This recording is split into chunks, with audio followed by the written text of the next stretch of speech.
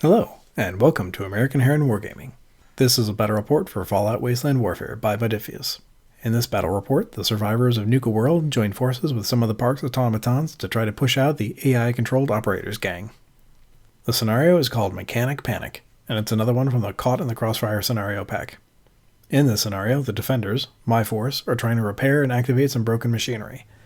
Since this is a Nuka-World themed version of the scenario, it seemed fitting that the machinery would be represented by a Nuka-World Medallion station. To repair the machinery, the defenders need to grab parts from two piles that are a green distance from the machinery and black distance from each other. To get a spare part from the pile, the model needs to succeed at a search check. Each pile can only give one part per turn, and it takes 5 parts for the machinery to be fully repaired, so it's not enough to wait until the end and snag a bunch of pieces. The attacker's goal is pretty straightforward, just prevent the defenders from reaching their goal. That makes it a good candidate to be controlled by the Wasteland Warfare AI. My defender force is anchored by the Park Personalities pack. Oswald the Outrageous leads the group, carrying the Sword of Wonders and wearing his magician's outfit. Cito, the Wild Man, provides the melee punch with a sledgehammer and his Wild Man rags. Sierra Petrovita is a cheap, decent action monkey, and along with her Wasteland outfit and pipe pistol, I also gave her the Action Girl perk to give her the opportunity to maybe generate some extra search chances, since she can use expertise as a quick action.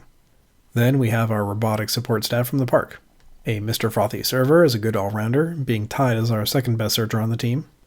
2 Nukatrons and Nira fill out the roster as big bodies with lots of health and decent armor. The plan is for them to bum rush the enemies and tie them up. The attacking force of operators is a bit more elite. They're led by a butcher with operator's armor and a combat rifle. One veteran is a close-up specialist with a combat shotgun and 3 frag grenades, and the other is an anti-infantry threat with a deadly syringer. They're also both in the heavy operator's armor. Trying to work their way up in the ranks are 2 wasters, only wearing wasteland outfits. One has a 10mm pistol and a pipe wrench, the other one has a handmade rifle. Both squads round out to a perfectly even 501 caps. On top of the usual setup, the defenders also get to set out 3 fragmentation mine tokens. These have to be at least red distance away from each other. The 2 sides got to set up on opposite ends of the board. The robot forces are mainly focusing on the left side, since that's also where the majority of the operators' heavy hitters are set up. To start the game off, Sierra Petrovita double moves up and tries to get to the first pile of spare parts. Unfortunately, she didn't get any action points from the Action Girl perk, so she'd have to wait till next turn to start rummaging. On the other side, the Rifle Waster moves up to get ready to start sending rounds downfield next turn. The first Nukatron engaged with its plan and started rushing up as fast as its little stumpy legs could manage. The Close Range Operator Specialist got the Attack AI option. There was no way for her to shoot at close range or throw a grenade without hitting the mine, so I figured she'd stay just outside its range and take a long-range shot with her combat shotgun. Despite rolling no effect dice, the long-range shotgun slug connected, and the Nukatron failed its armor save, so that was 2 damage straight through, and a free action point to boot. Operators veterans are able to use action points to shoot, so she tried another long bomb shot, but this one went way wide. The other Nukatron moved up to support its scathed sibling. Unable to shoot or charge due to terrain this turn, the melee waster double moved up, which was matched by Nira. Here she comes. The veteran with the syringer decided to start repositioning as there weren't many targets which could actually get poisoned on this side of the board. The Mr. Frothy's dispenser first move put it up in range to uncover an item. It's a Nuka Cherry, which the robot can't actually use, but maybe it can hand it off to someone else later. Its second move puts it in range of the scrap pile. I figured that since Mr. Frothy is a halfway decent searcher and some good speed, it could focus on the objectives for now until the other robots have been cleared away. The operator Butcher didn't want to catch that mine either, so she moved up to the map board to get some cover, and then loosed a long-range volley into the damaged Nukatron, hitting it for another 2 damage. Now under half health, I had to make a self-destruct roll for the Nukatron. Fortunately, it passed and would be able to activate normally next turn. With the operators activated out, I had Cito and Oswald both push up at full speed, which brought us to the end of turn 1. The operators were getting some early damage on the board, but we'd have to see if it would be enough to break through the metal tide before it could hit. The event for turn 2 was Lucky Find. Nira won the random roll-off and got a set of eyeglasses. She can't use them, of course, and they wouldn't even help Sierra out with searching, since she searches on her agility, so I opted to have Nira hang on to them for now. The syringer veteran was up first for the operators, and she moved up and took a shot at Cito. His survivor's strong armor token saved him from getting poisoned, fortunately, especially since he followed that up with a mighty charge and swing. With the extra black dice from his outfit, strength, and the charge, he smashed 4 damage into one of the wasters, taking her down before she even got a chance to activate this turn. On the other side of the board, the shotgunner veteran decided to attack recklessly. She stepped up past the landmine, catching 2 damage for the trouble. The play was supposed to be a grenade toss that would catch multiple bots at the same time, but it was a miss and the frag grenade skittered to the other side of the Bottle and Cappy statue before detonating harmlessly. Sierra's turn consisted of furious searching through the junk piles for something useful. Her first 2 attempts failed, but she did get an action point, which she was able to use for a quick action search, which she did succeed at. So we've gotten at least one part found. The remaining waster tried to swing into Cito, but they're not particularly good at that, so he evaded both attacks. The damaged Nukatron moved up and tried to spray down the shotgun veteran with high-pressure soda, but with a crit fail, it seems like there's some air in the line or something like that. The Butcher braced for the recoil and unloaded into the Nukatron. The first shot hit and got a damage in, triggering the self-destruct protocol. It also generated an action point to be used later. The second shot was also a good hit, adding another action point. However, the Nukatron's armor held 1 point of damage back and gained only 1 more. The first quick attack shot went wide, probably a bit of drift from firing full auto. The second quick attack shot connects though. With the armor break, there was at least 1 damage getting through, so the Nukatron was definitely down and out. No self-destruct opportunity there. Mr. Frothy moved up to the scrap pile and failed to find anything useful after 2 search attempts. With all the operators activated, the rest of the survivors' force gets to finish up the round. The remaining Nukatron moved and charged into the shotgun veteran, but didn't have enough actions left to take a swing this turn. Nira also trundled up as quickly as her legs could go.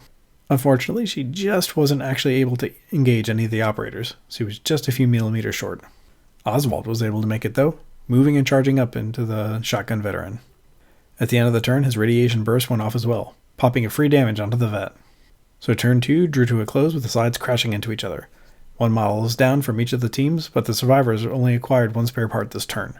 The event for turn 3 was a boom. A big sound, but no fury. No in-game effect. To kick the turn off, the Syringer veteran tried to poison Cito, but accidentally hit the waster he had charged into last turn. Whoops. With her second action, the veteran poisoned her ally again. Talk about a toxic workplace. She did generate an action point this time though, and since veterans can attack with action points, she took another shot. And this time actually connected with Cito and poisoned him. Oswald kicked things off for the survivors, with a solid swing from the Sword of Wonder slicing 2 more damage into the shotgun veteran. The second swing missed though. But at the end of his activation, Oswald's radiation burst finished off the veteran anyways. The Butcher wasn't going to take that loss unanswered.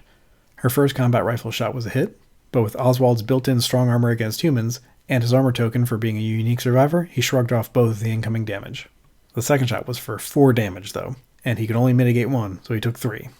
Switching over to the other major conflict area, Cito whiffed an uncharacteristic miss with his first swing on the waster. Perhaps the damage from the poison was distracting him. The second one was more true to form, landing 3 damage through its true, and guaranteeing that she was going to go down when she was activated next due to the poison. Which happened immediately after that. Nira should have done a charge and attack, but it looks like I just skipped her second action for some reason. Regardless, she got her smiling visage right up into the veteran's face. A truly intimidating sight. At least it is when there's a wild man right behind her who is also coming for you. The remaining Nukatron did the same thing, charged into the Butcher to keep her tied up in melee. Meanwhile, in the backfield, Sierra failed 2 more search attempts and got no action points from those searches or from her Action Girl perk, so no more progress on the actual objective there. Mr. Frothy was successfully able to snag a part though. He used his second action to move towards the broken machinery, finding that he was just shy of the orange distance needed to drop it off. If he'd been on the other side of the pile, he would have been fine. We'll address that next turn. And that wrapped up turn 3. Only 2 operators left, which was good, but not getting a lot of progress on the main objective, which could become an issue. The event card for turn 4 was a recruitment beacon, so nothing to worry about in-game. With Cito already poisoned, Nira unpoisonable, and no other weapons to use, the Syringer veteran decided to make a break for it, and try to poison Sierra so that she couldn't complete her objective. So she broke away from Nira and evaded the parting attack. However, she did catch a pretty whopping hit from the frag mine. Armor blocked 1 of the damage, but 2 more got through. Then her Syringer shot hit, but with no extra damage rolled, Sierra's armor absorbed the shot, keeping her healthy for this turn. Oswald then charged into the Butcher, and a swing hit hard for 3 damage, and armor saved none of it. This turn the radiation burst didn't trigger, so no extra damage. Facing down a bot and a ghoul, the Butcher decided to stand firm and unload into Oswald in melee. The first shot hit, but the automatic strong armor soaked up 1 of the 2 damage. The second shot also connected, and the extra damage rolled pushed 2 through. With the Magician's costume though, Oswald had a total of 9 HP, so he still got 3 left after that. The fury of the Nukatron was also unleashed. With 3 green dice, it actually rolled enough for a melee hit, and the Butcher failed her armor roll, so after taking 2 more damage, she had just 2 left. However, its second swing was much more standard result, a white miss. This time around, I remembered Nira could charge an attack, but her big white hands sailed through empty air even with the bonus green die for charging. Cito's big charge was a solid hit for 3 damage and 2 armor break, leaving the veteran with just 1 left. Sierra, however, came up with another big double fail for searching. Mr. Frothy got close enough with its first action to drop off its counting token, and then hustled back to the other junk pile with its second. The end of turn 4 had both of the remaining operators hanging on by threads, but the survivors only had 2 turns left to generate and deliver the 3 more part tokens they needed. Considering that each pile could only generate 1 per turn, we were going to need some turnaround luck before we could call this a lock-in. The event for turn 5 was the unbearable heat. Each side had to pick one model to be exhausted. This was easy for me. I picked the Nuka-Tron, whose main job it was to tank damage and provide outnumbering bonuses in close combat. For the operators, I was going to randomize which of the 2 models was going to get stunned, but I opted to take it on the Butcher. I thought this would be more fair, since the only real path to victory for the operators at this point was to stop Sierra from searching and scoring more points. Although in retrospect I realized that even poisoning her now would be kind of useless unless the operators had other ways to get damage on her, as the poison wouldn't be enough to drop her before the end of the game. The event card for turn 6 had the icon on it that indicates that it should be revealed ahead of time for some advance warning. There was a dust cloud coming. Depending on how turn 5 goes though, that could make a big difference, or none at all. We'd have to see. To get a clear shot at Sierra, the veteran needed to disengage from both Nira and Cito. Nira's swing was a clear miss, but Cito's connected. With 3 damage, the veteran needed a perfect 3 on her armor roll to block all the damage and survive. Which she didn't get, so she got clobbered on her way out. Oswald was up first for the survivors and successfully connected with the Sword of Wonders. Its ability is that a cola bottle should bypass armor, so technically that should mean that the 2 damage got through automatically, which would be enough to take down the Butcher. However, I vaguely recalled there being some FAQ about the ignore armor effects only being applied once per roll, even if you get 2 bottles. So I decided to play out the rest of the turn and see if it'd make a difference. Oswald's second swing was a miss, so maybe this would make a difference. But no. With his radiation burst being triggered, 1 more damage would land on the Butcher, taking her down regardless if both the damage from the first swing had bypassed her armor. This meant that now all the operators' models were off the field, and it was time for the survivors to see if they could collect enough spare parts to actually repair the machinery in time. Cito went first, grabbing the eyeglasses from Nira for an extra boost to his perception. Then he rushed up to try and help search. Even with the perception bonus though, his search check failed. Fortunately, Sierra finally made a search check and grabbed a second part from the pile. She could only get 1 per turn, so that had to be it for this one. She also couldn't reach the machinery in this turn and get back next turn, so I opted to just have her wait in place for turn 6. Fortunately, Mr. Frothy was able to find a part too. We only needed 1 more in hand to win the scenario, which meant that at the end of turn 5, we had 1 turn to search 2 piles for 1 token and get them all delivered in time. I didn't bother moving Nira, Oswald, or the Nuka-Tron as they had no way to help out in the final turn.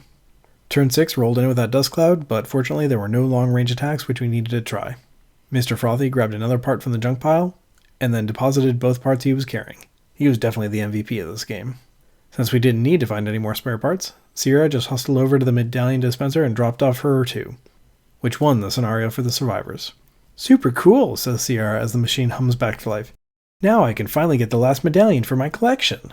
And the rest of the survivors began to question if this was worth risking their lives over. But anyway, that's the end of the scenario. It's another good one out of the Caught in the Crossfire expansion, though I wouldn't recommend playing it with any less than 500 caps per side. Otherwise it might be very tough mathematically for the defenders to get enough tokens for the repairs. If it weren't for our Mr. Frothy with that red move distance, I don't think we would have made it. That's it for now. Stay safe out there in the wasteland.